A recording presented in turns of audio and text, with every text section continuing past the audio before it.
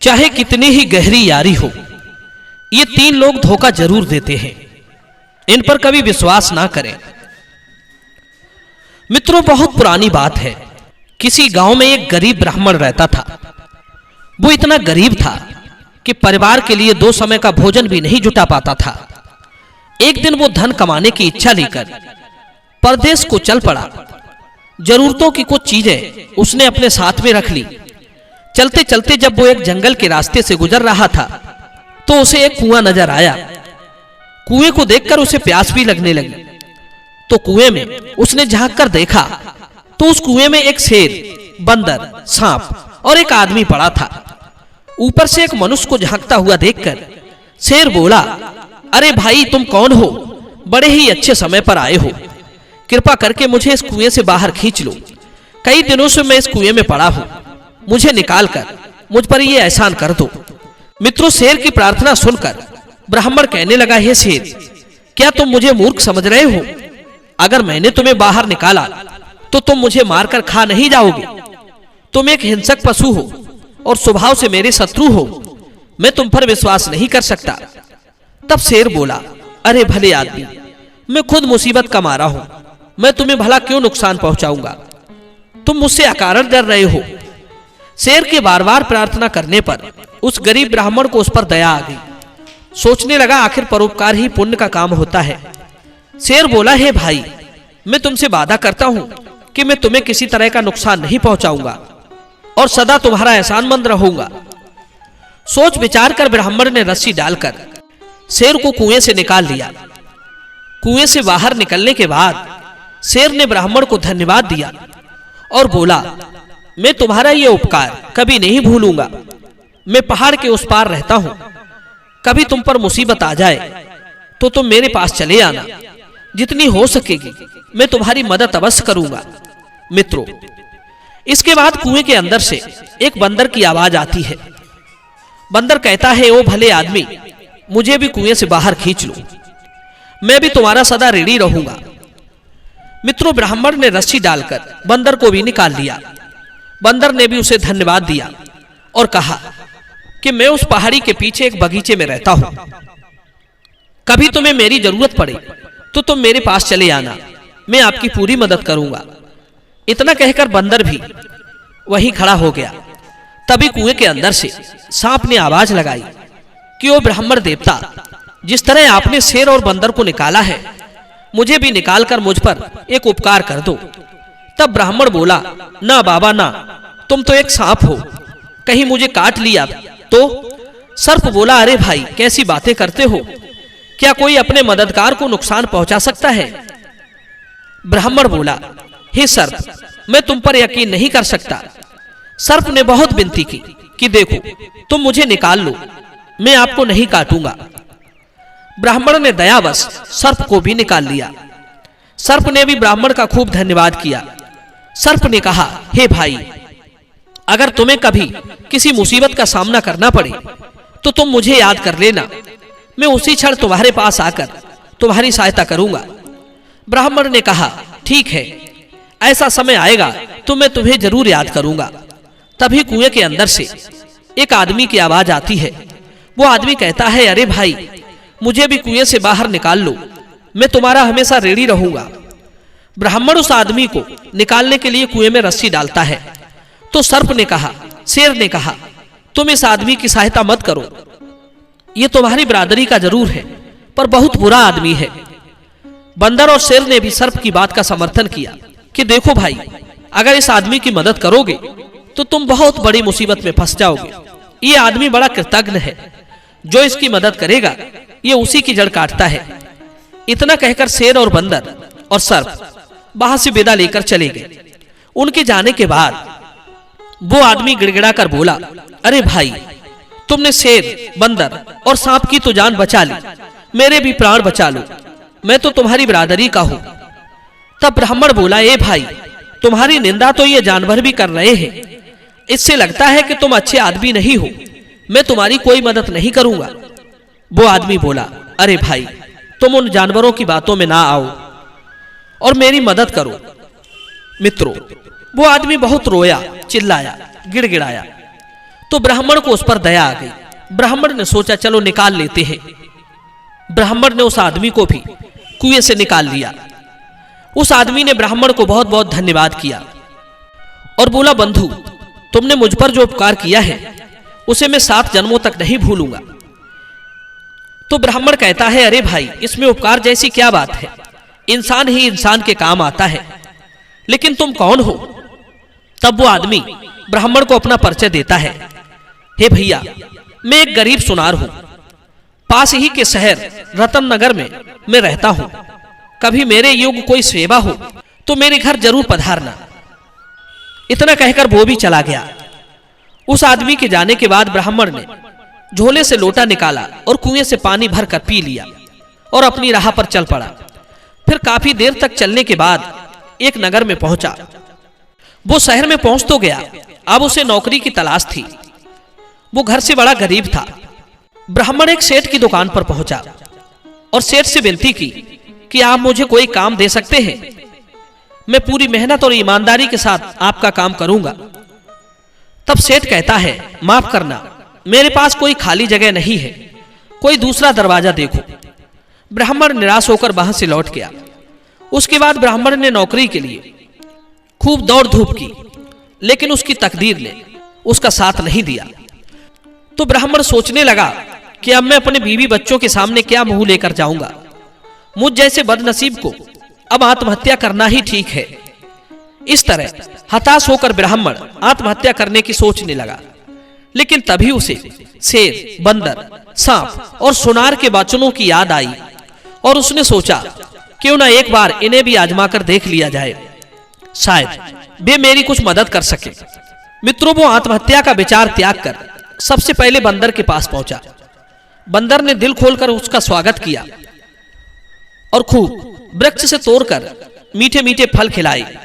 बंदर ने कहा, आप कभी भी मेरे घर चले आना, यहां हमेशा आपका स्वागत होगा। ब्राह्मण ने बंदर से कहा, हे बंदर भाई, मैं बन के राजा शेर से मिलना चाहता हूं, क्या तुम मुझे उसका पता बता सकते हो?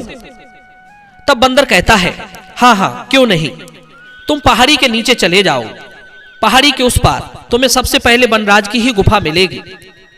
इतना कहकर ब्राह्मण वहां से चला गया और शेर की गुफा के पास पहुंचा। जब ब्राह्मण शेर के पास पहुंचा तो शेर खुशी से उसका स्वागत करने के लिए आगे आया और बोला, तुम्हें देखकर मुझे बहुत खुशी हुई मित्र, बोलो मैं तुम्हारी क्या सेवा करूं? तब ब्राह्मण कहता है, हे भाई, मैं बहुत गरीब हूं, अगर मुझे कहीं से कुछ धन मिल जाए तो मैं अपने घर लौट जाऊं, वरना मेरे लिए खुदकुशी करने के सिवा कोई रास्ता नहीं है। इतने निराश ना हो मित्र, तुम यहीं ठहरो, मैं अभी आता हूं। इतना कहकर शेर अपनी गुफा में चला गया। जब शेर गुफा से बाहर निकला तो उसके मुंह में सोने का सुंदर रतन जड़ित हार था।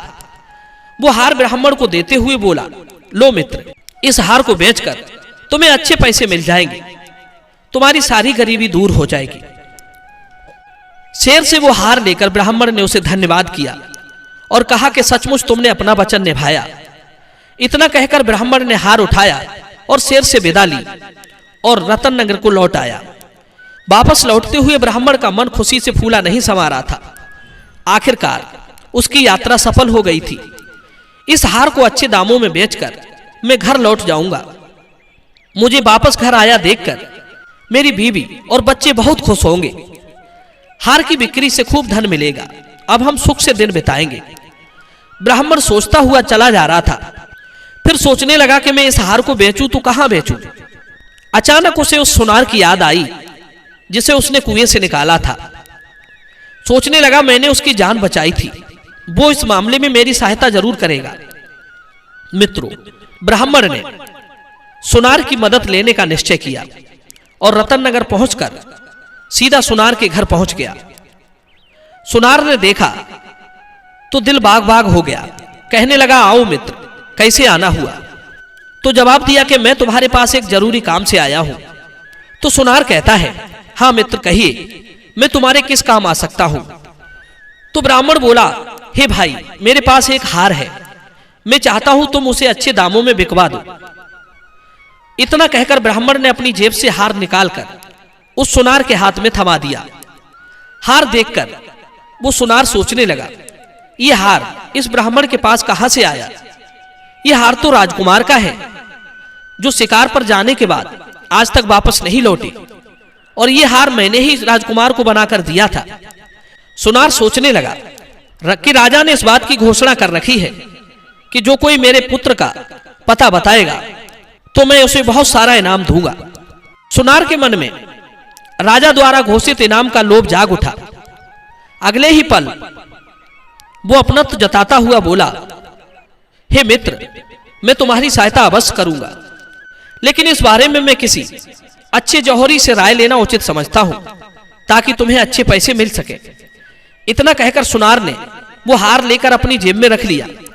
फिर बाहर जाने के लिए तैयार होने लगा और उससे कहा कि तुम कुछ देर यहीं ठहरकर आराम करो, मैं तब तक जौहरी से मिलकर आता हूं। ब्राह्मण बोला, ठीक है मित्र, मैं यहीं बैठता हूं।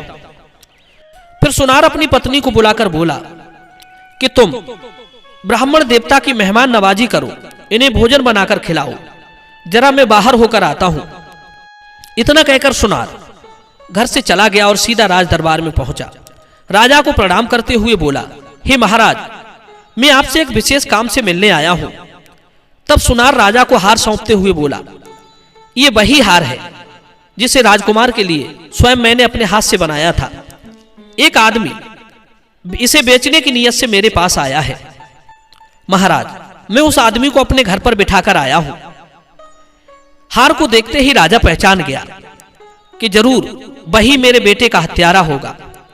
राजा क्रोध में आग बबूला हो गया। कहने लगा, कौन है वो शैतान जिसने मेरे बेटे की हत्या कर उसका ये हार चुराया है? तब सुनार कहता है, हे राजन, वो एक गरीब ब्राह्मण है, वो अभी मेरे घर पर ही बैठा है। राजा ने गुस्से से पागल होते हुए सेनापति को आदेश दिया कि सुनार के घर जाकर उस आदमी को तुरंत पकड़ कर लाओ।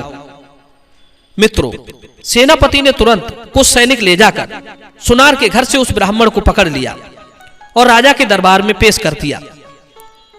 राजा ने आदेश दिया कि यह दरिंदा हमारे राजकुमार का कातिल है, इसे तुरंत कारावास में डाल दिया जाए।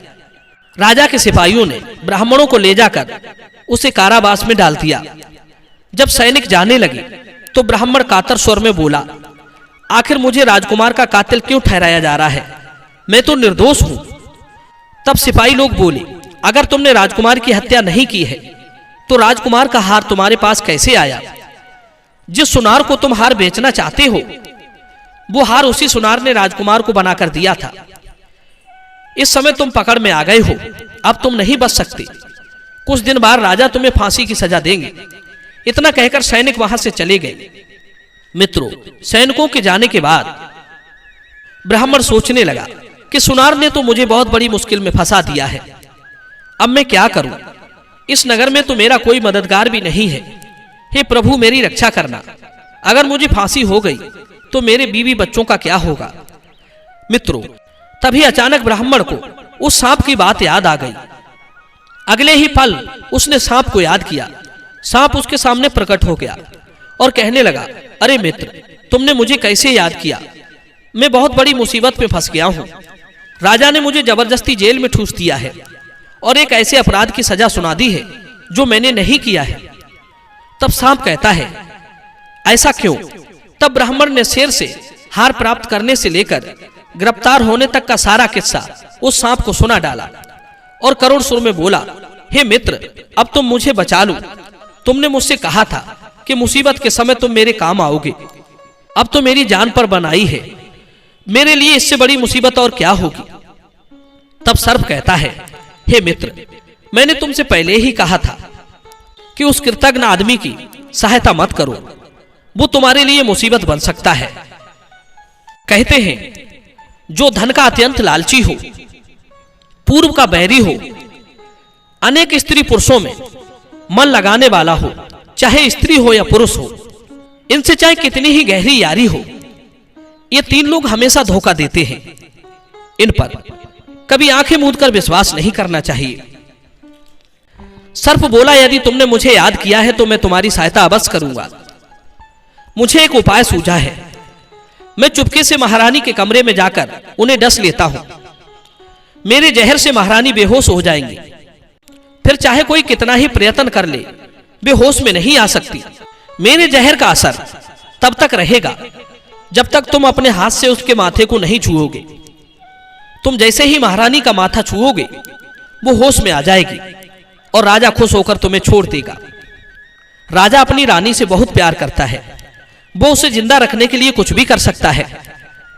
मित्रों, फिर सांप जेल की कोठरी से निकलकर रानी के कक्ष में पहुंच गया और अगले ही पल उसने रानी को डस लिया। रानी तुरंत उठ बैठी और चिल्ला पड़ी। सांप खिड़की के रास्ते से उन्हें डसकर चला गया। इधर महारानी चीखती हुई कक्ष में बेहोश होकर गिर पड़ी। राजा के सारे नौकर चाकर, सेवक सेविकाएं महारानी को गिरता हुआ देखकर भाग खड़े हुए। रानी ने बता दिया कि मुझे सांप ने काट लिया है। मित्रों, तुरंत राजा को सूचित किया गया कि रानी को एक जहरीले सांप ने डस लिया है और महारानी बेहोश हो गई है।